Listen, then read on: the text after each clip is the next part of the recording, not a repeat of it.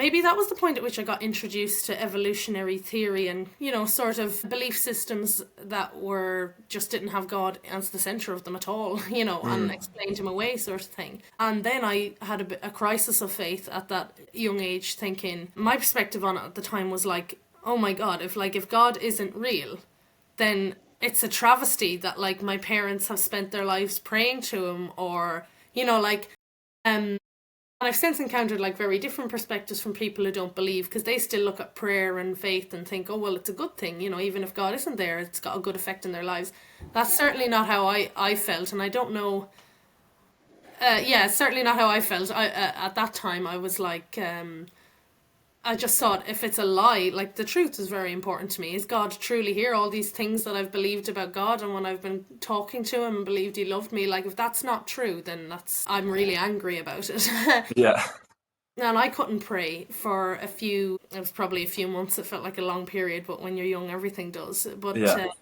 I think it was a few months, I couldn't pray because I thought, I didn't want to go to church. I didn't want anything to do with God unless I could be sure he was real. And this doubt that the doubt was like really, louder than anything else.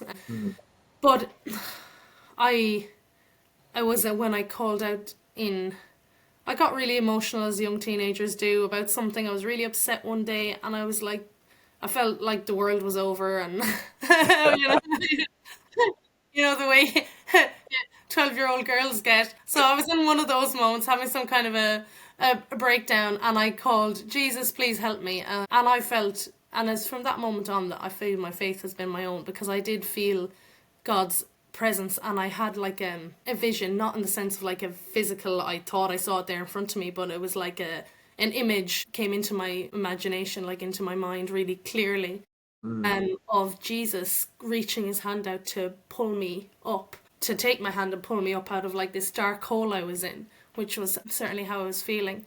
Yeah.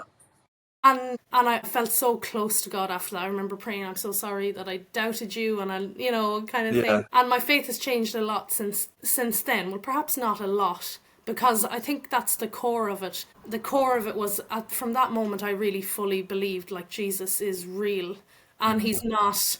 He's real in the sense of, not as some historical figure, but he's really here and alive now, and spiritually.